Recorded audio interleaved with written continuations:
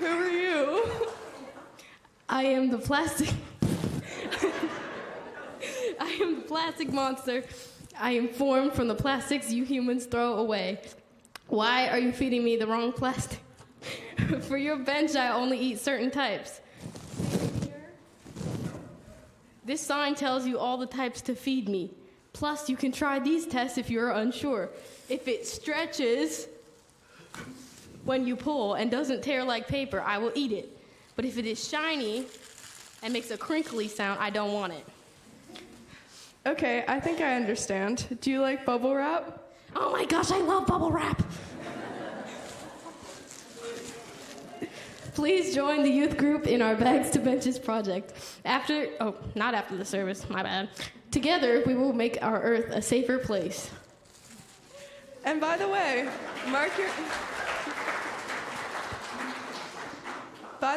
mark your calendars for March 16th. It's the youth group and COA coffee house.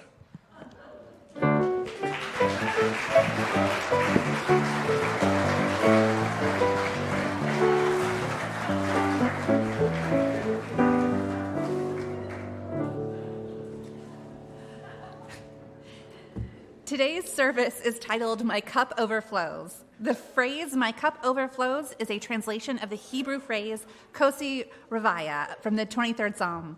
Our spiritual cup often overflows with joy, with sorrow, with wonder, with worry. What does it mean to live life from a place of abundance and overflowing rather than scarcity and emptiness? Our opening words were written by Gary Kowalski. In this quiet hour, may our spirits be renewed. In this gathering of friends, may we be ready to extend ourselves to those in need and with trust to receive the hand that is offered. In this community of ideals, may we remember the principles that guide us and reflect upon those things that give meaning to our lives, renewing our dedication to serve the highest that we know. In this time of worship, may our minds be open to new truth and our hearts be receptive to love as we give thanks for this life we are blessed to share. Please join me in saying the words to light our chalice. As we light this flame, we give thanks for friends and loved ones. As the room glows with warmth and kindness, we extend our circle ever wider to welcome those who want to come in, and we know love. Good morning. Please rise and body your spirit to join in singing our opening hymn.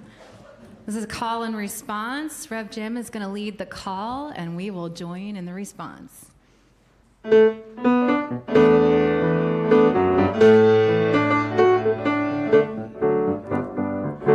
Oh, we give thanks. Oh, we give thanks For this precious day. for this precious day. For all gathered here. For all gathered here. And those far away. And those far away. For this time we share. For this time we share. With love and care.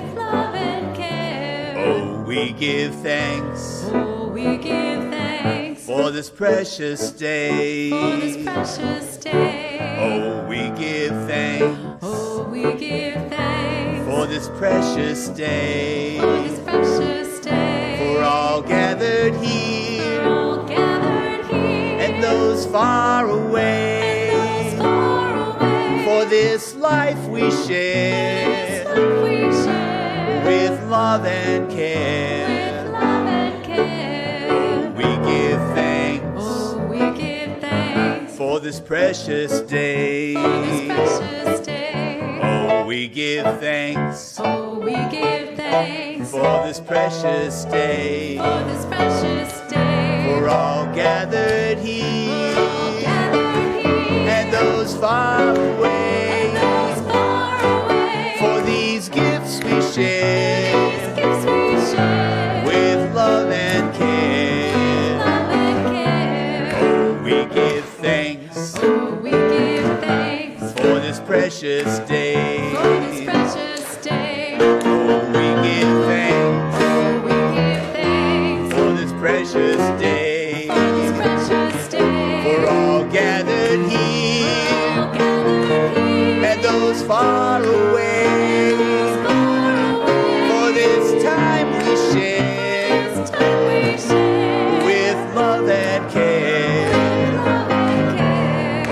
we give thanks Oh, we give thanks for this precious day. Thank you. Please be seated.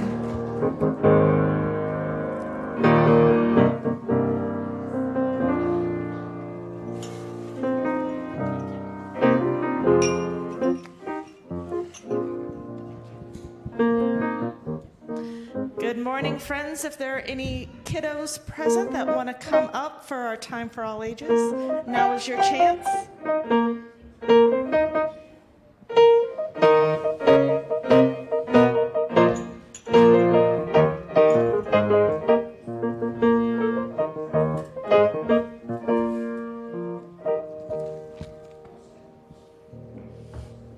Good morning, friends. Superheroes. Good morning. Today we're going to talk about Kosi Revaya. Kosi Revaya is a phrase that comes from the 23rd Psalms, which is found in both the Hebrew and Christian Bibles. Yeah, good job. You said it right. Later this morning in the service, those that are staying in will be singing these words as a hymn or a chant. The words are often translated to mean, "My cup runneth over." For me, Kosi Revaya is a reminder to look at and be grateful for, not ran over, runneth over. Nope. All will be revealed, I promise. Be grateful for the joys in our lives, even if we are sometimes surrounded by sorrows. There are always, always joys and blessings to be found. Now, what joys can be found right here at Sunnyhill to fill our cups? Let's see. First off, we have these. What are these? Beads? What do you use beads for? Your hair? Any other ideas? Bracelets. What kind of bracelets? Friendship bracelets, maybe? Yeah, so we have friendship here at Sunnyhill. So let's pour that in our cup first. Next, we have working towards justice. What are these? No? Peace signs, that's right. So let's put working towards justice in our cup.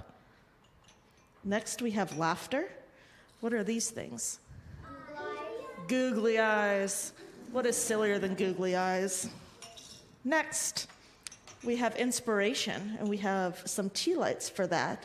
So we're going to put our tea lights in our cup for the light we share. I know, we're filling up already. We have encouragement for everyone to be on their own spiritual journey.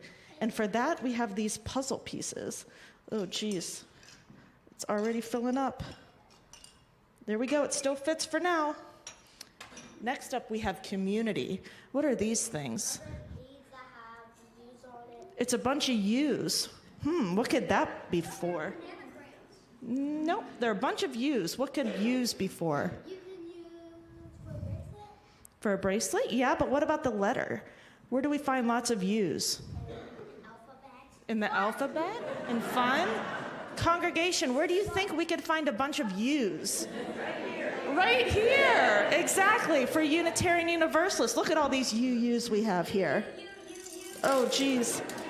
UUs everywhere. Oh, my goodness. I can't even fit all these U's in here. Our cup is just runneth over with U's. And then finally, we have love. And what do we have to symbolize love? Hearts that glue on. Hearts. Yep. Hearts. So we add some love in our cup. We at least need one to stay in. There we go. Finally, we have love here at Sunnyhill. Look at our cup. It's just overflowing with so much joy. You see, if we begin to look for the places where joy is found right here at Sunnyhill, it's pretty easy to find it. Now imagine the many places where joy can be found in each of our lives, in our families, in our homes, and in our communities. There is joy and goodness to be found, even when it's sometimes challenging to locate. So let's say it together, Kosi Revaya. Can you say it with me? Kosi Revaya. And feel grateful for the joy and goodness in our lives. And let's share that message of gratitude with everyone around us. But for now, we're going to head to our RE classes. Let's sing the kiddos out.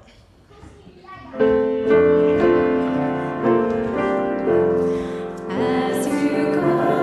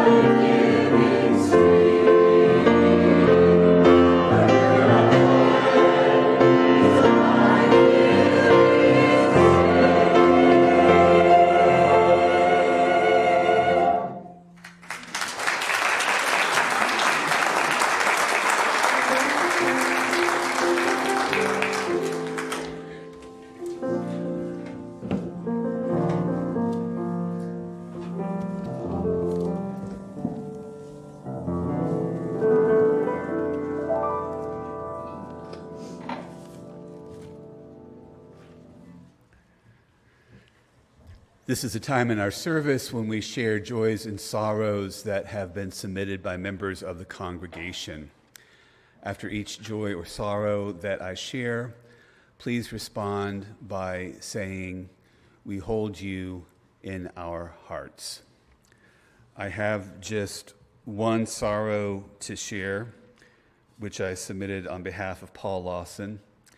Paul Lawson's father died this week after his health had declined rapidly over the last few weeks. Paul led a memorial service for his father, who will be interred with full military honors at Arlington National Cemetery. To Paul and Kathy and family, we hold you in our hearts. As we sing our musical meditation, we invite anyone who is moved to do so to come forward, light a candle, place it in the sand, and then return to your seat.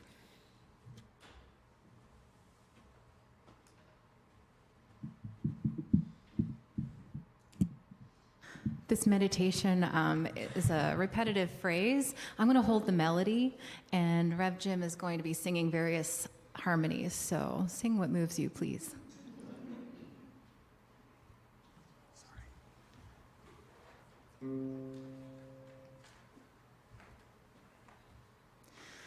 I am finding my way. I am finding my way.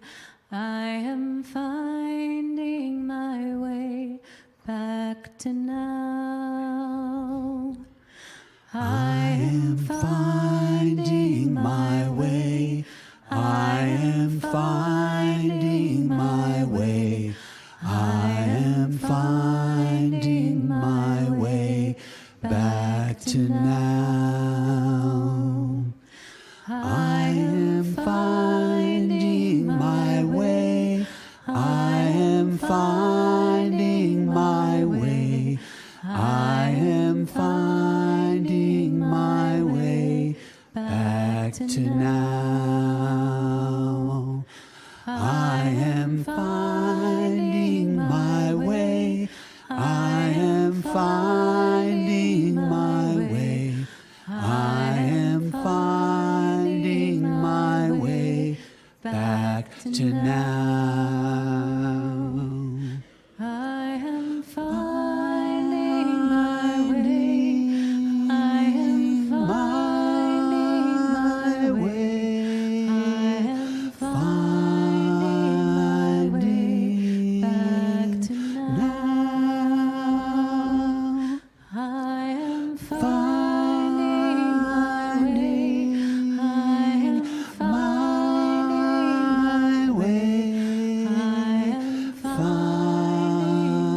back to now.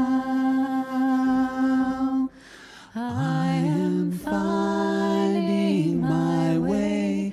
I am finding my way. I am finding my way back to now. I am finding my way. I am finding my way. I am finding my way back to now. I am finding my way. I'm finding my way. I'm finding my way back to now. I am finding my way. I'm finding my way. I'm finding my way back to now. I am finding my way. I am finding my way. I am finding my way back to now.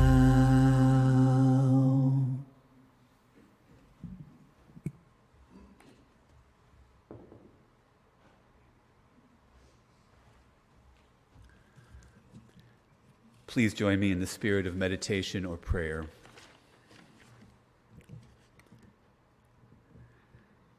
We pause for a moment of stillness to consider who we are and where we are in our lives, to consider the places and the places where we are broken, to consider the joys and sorrows, the hopes and regrets, the beginnings and endings that comprise our lives. As we pause, we are aware that sometimes it all feels like too much. Too much to think about, too much to do, too much to feel, too much. And yet we are aware of how much we have to be grateful for. The love of friends and family, the beauty of the world, the rain that soothes and the sun that warms, music and laughter, breezes and breathing, blessing upon blessing upon blessing. We pause now for a moment of silence as we consider all these things and more.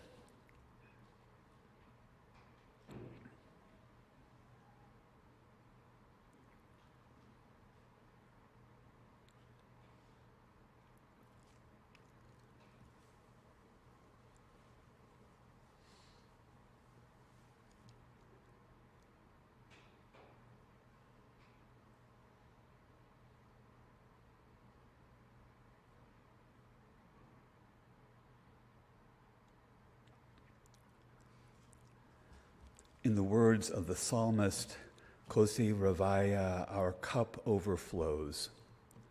Our cup overflows with life, with loss, with love, with worries, with wonder.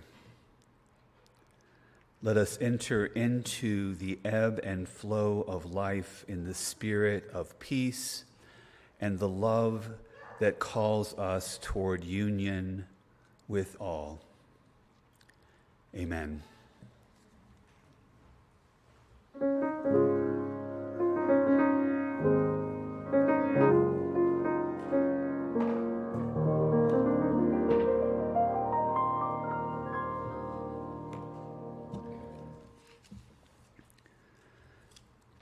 When I was in seminary, our required coursework, included 2 year-long courses on the Bible. One on the Hebrew Bible or Tanakh, also known to many Christians as the Old Testament, and the other on the Christian Scriptures or New Testament. Out of necessity, we had to cover a lot of territory in a very short time, which required reading these amazingly rich and complex ancient texts much, much more quickly than is desirable. So most of the time I was in reading for comprehension mode rather than reading for appreciation. And so it was that I found myself in the situation of having to read the entirety of the book of Psalms, all 51 chapters, in one weekend. It was a ridiculous and impossible task. The Psalms are exquisite examples of ancient Hebrew poetry rich with simile and metaphor, with jarring juxtapositions and soothing cadences. To fully appreciate the Psalms would take a lifetime of studying and not one weekend of speed reading. Poetry in general defies any kind of quick reading and easy analysis because poetry, particularly this is true of good poetry, forces us to think and to experience things differently. As the philosopher Gaston Bachelard writes, poetry is a commitment of the soul. Forces are manifested in poems that do not pass through the circuits of knowledge. The Psalms are just such a set of poems that are written to be appreciated not through the circuits of knowledge, but through a deeper and broader wisdom-based circuit of understanding, which of course made the task of reading and appreciating the Psalms in one weekend truly an absurd task. Another important thing to understand about the Psalms is that they were not written just to be read, but to be sung. The Psalms were written as hymns of praise, important components of ancient Jewish liturgies. They were the original praise music, if you will, though they employed harp and timbrel rather than bass guitar and drum set. And there are notes to the director of music scattered through the text of the Psalms. Biblical scholar Stephen Mitchell writes this about the Psalms. The psalmists, in the ardor of their praise, enter the Sabbath mind and stand at the center of creation, saying, "Behold, it is very good." This is the poet's essential role, as Rilke wrote in a late poem. When the public wonders, but all the violence and horror in the world, how can you accept it? Rilke's response is simply, I praise. So what I ended up doing in seminary, faced with this impossible task of reading all the Psalms in a single weekend, was reading until I came to a phrase that struck me for some reason or another, a phrase that reached out and grabbed my attention for reasons that I couldn't necessarily explain, but wanted to explore. And then I would do a bit of deep drilling into the phrase, exploring the original Hebrew, looking at different translations and interpretations, and perhaps most importantly, just letting the phrase roll around in my consciousness for a while and see where it led me. One such phrase for me came from the 23rd Psalm, perhaps the most famous and well-known of all the Psalms. It is recited at funerals and memorial services and other occasions so often that it is even more challenging than most Psalms to hear it as if for the first time. Psalm 23 in the New Revised Standard Version reads as follows, "The Lord is my shepherd, I shall not want. He makes me lie down in green pastures. He leads me beside still waters. He restores my soul. He leads me in the right paths for his name's sake. Even though I walk in the darkest valley, I fear no evil, for you are with me. Your rod and your staff, they comfort me. You prepare a table before me in the presence of my enemies. You anoint my head with oil. My cup overflows. Surely goodness and mercy shall follow me all the days of my life, and I shall dwell in the house of the Lord my whole life long." As Rabbi Harold Kushner says of this psalm, in a mere 57 words of Hebrew, just about twice that number in English translation, the author of the 23rd Psalm gives us an entire theology, a more practical theology than we can find in many books. The psalm does not offer us the pious hope that if we are good people, life will be easy, as some religious texts do, Kushner says. The author of the psalm has enemies. He has known failure. He has lost people he loved. In the process, he has learned that life is not easy. Life is a challenge, and he has grown stronger as he met the challenges of life. He is a better person, a wiser, stronger person than he would have been had life not challenged him to grow. And the phrase that stood out for me when I read this psalm in seminary was, "My cup overflows." In my exploration of this phrase, I came across a chant written by Shefa Gold, a Reconstructionist rabbi who has popularized Hebrew chant not just for Jews, but for anyone interested in this spiritual practice. And we'll be singing her Kosi Ravaya chant a little later. When I first discovered it, chanting this phrase enabled me to get to that deeper place that bypassed or went beyond the usual circuits of knowledge. In the context of Psalm 23, the phrase, "my cup overflows," is an expression of abundance and gratitude. To experience life as an overflowing cup is a gift, even when it might sometimes feel overwhelming. Harold Kushner, again, writing about this phrase, said, "Gratitude is the fundamental religious emotion. It is where religion begins in the human heart. Gratitude, the awareness that life has given you a wonderful bounty, is an emotion of which all people should be capable, and the image of one's cup being full to overflowing is an image of gratitude.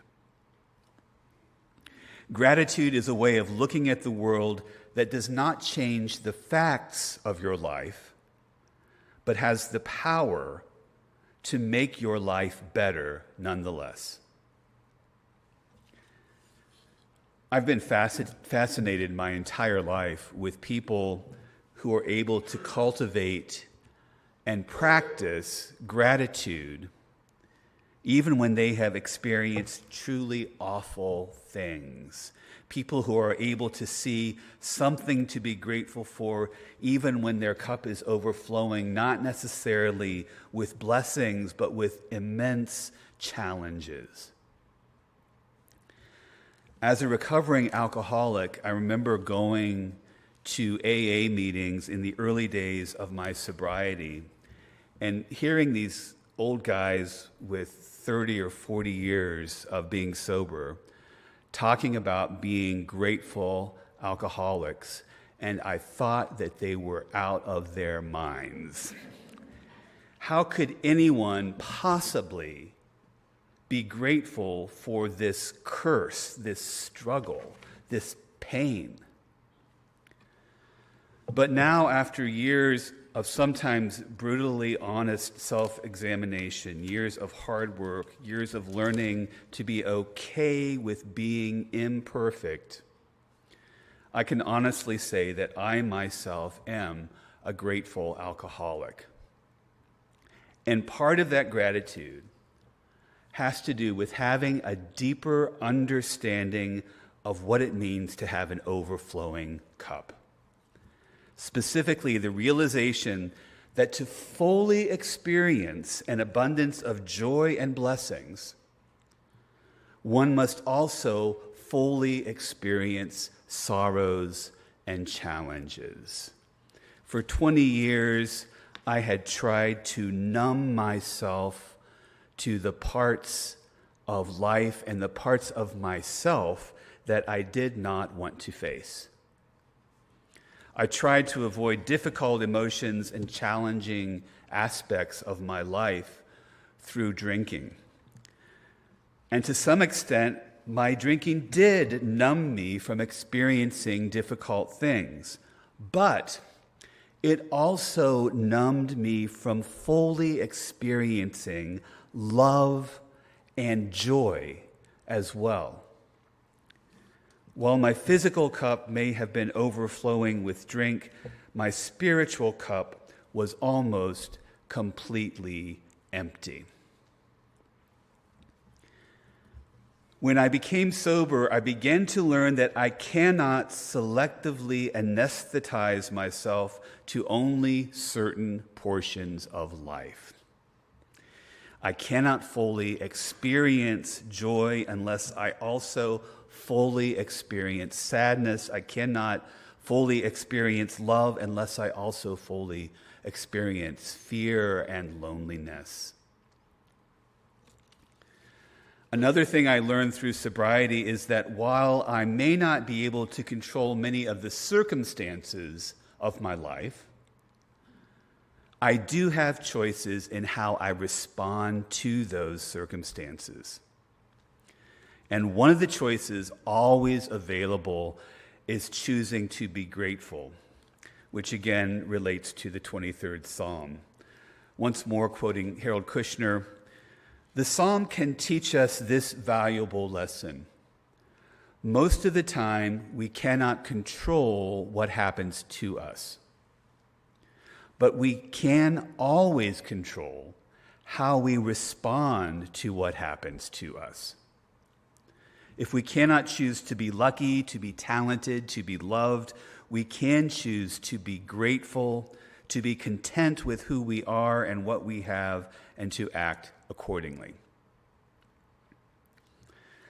Last year, I celebrated 25 years of sobriety and decided to do something out of character for me, which was to get a tattoo to mark the occasion. My first and so far only tattoo. I asked my daughter if that made me cool, and she assured me that no. It did not.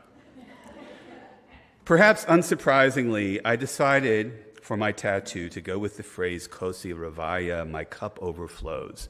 It took over a year of planning, but last month I ended up with this tattoo that winds around from my wrist across my forearm almost to my elbow with the Hebrew lettering. And I have a two-dimensional image of it on the screen. It was designed for me by artist and Hebrew calligrapher Gabriel Wolf. He described it this way: the tattoo forms a band around the forearm. The band is not closed, but rather open, similar to one round of a broad spiral. So on the inside of the forearm, only a single line is visible. That line is smooth and flowingly intertwined. On the outside of the arm, the line overlaps a bit with itself. That part is rough and not cleaned up. Why the duality of roughness and smooth parts in one line? Because both parts, the smooth and the rough, form parts of the same life. And why an open band? To me, the finiteness of life is a huge part of what makes its colors really pop, what makes it worth living. And why an armband? Because if the work wraps around the forearm, the rough parts and the smooth parts aren't simultaneously visible. And yet, they are there no matter what part we're looking at. The smooth is just around the corner if we look at the rough, and vice versa. For the rest of my life, when I look at my left forearm, I will see not just a celebration of 25 years of sobriety, but also a reminder to cultivate gratitude, to remember that my cup overflows both in joy and in sorrow, rough and smooth, and to remember I have a choice about how to respond to all the circumstances, emotions, and experiences of my life. I am not suggesting that everyone should run out and get a tattoo like mine. In fact, I know that tattoos just aren't for everyone. But I do hope and pray that each of us might find ways to remind ourselves to choose gratitude, to choose patient imperfection, to choose to truly live as our cup overflows, both in joy and in sorrow. May it be so. Amen. As I mentioned earlier, I've been singing this chant that we're about to sing, Kosi Ravaya, by Shefa Gold, since I was in seminary. And it's always, for me, one of the highlights of the monthly sacred chant sessions that I lead here at Sunnyhill. One of the ideas at the heart of this chant is that all of our individual cups overflow from time to time, whether in joy or in sorrow, love or fear. One of the ways we deal with a cup that overflows is to make a larger cup. In this case, the cup of this gathered community that is large enough to hold all of the things that overflow from our smaller cups. As we sing, we are forming that larger cup together. We are creating a container. In, as you get the hang of it, harmonies and other flourishes are welcome. As we sing, and you may remain seated for this one, we also invite you to sense and experience the container that all of our voices are creating together.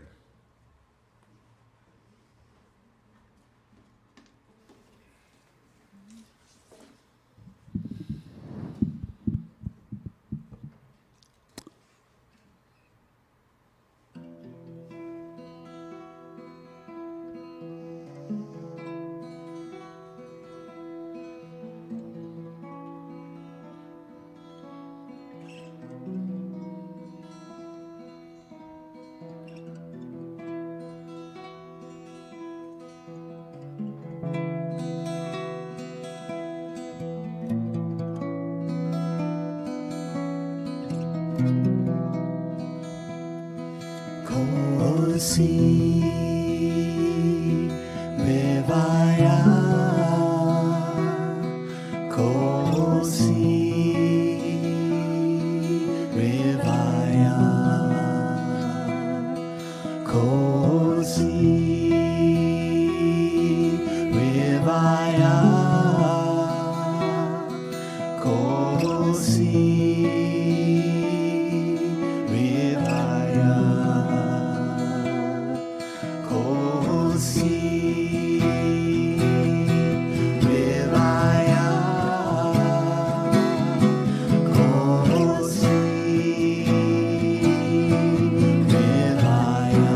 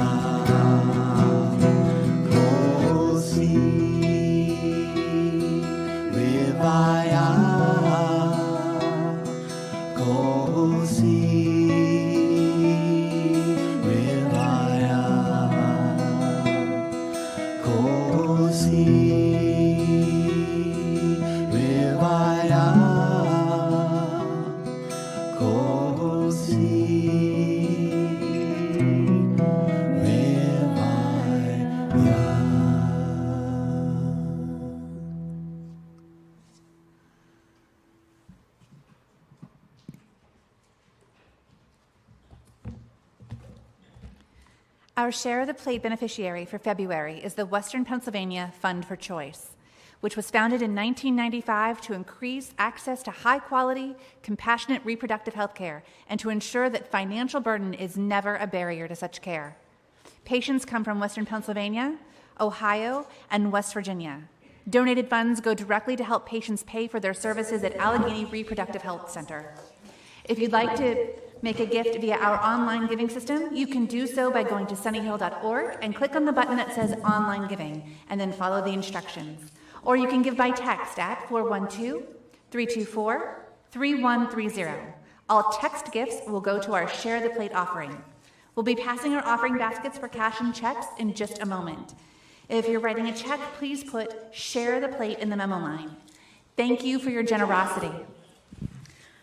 One of the reasons that I feel personally so strongly about reproductive justice is because reproductive health is health, because you cannot take one piece of health out of the whole system.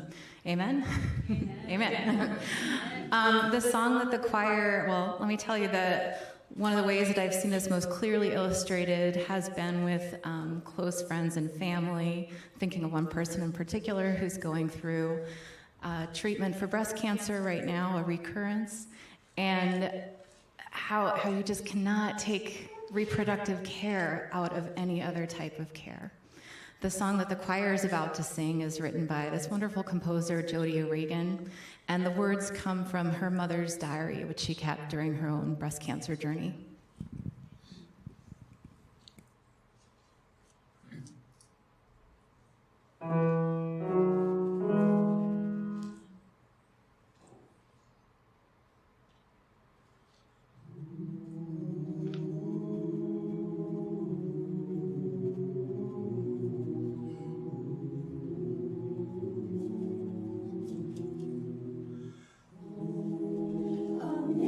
Stranger at my door.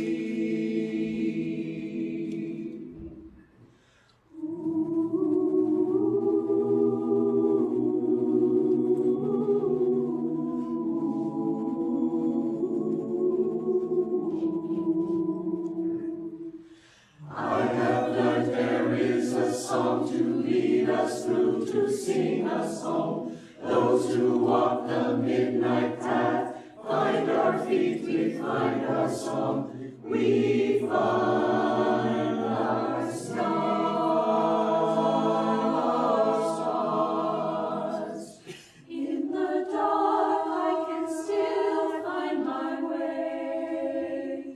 Even in the dark I can still find my way. In the dark I can still find my way. Even in the dark I can still find my way. In the dark I can still find my way. Even in the dark I can still find my way.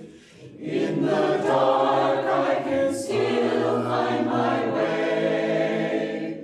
Even in the dark I can still find my way.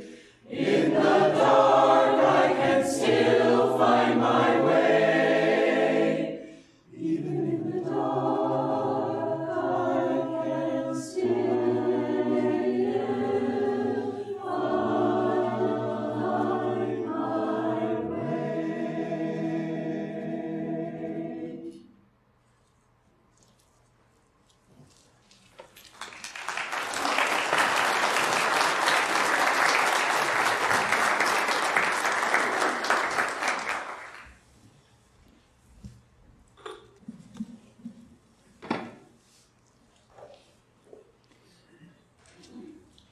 Please join me in saying the words to extinguish our chalice. We extinguish this flame, but not the light of truth, the warmth of community, or the fire of commitment. These we carry in our hearts until we are together again.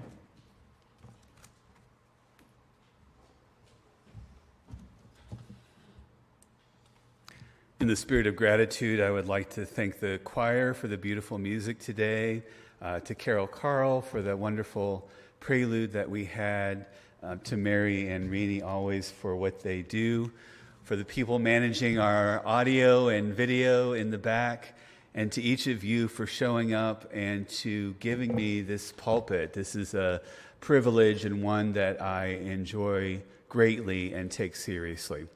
Thank you all. We'll close with these words from Gary Kowalski.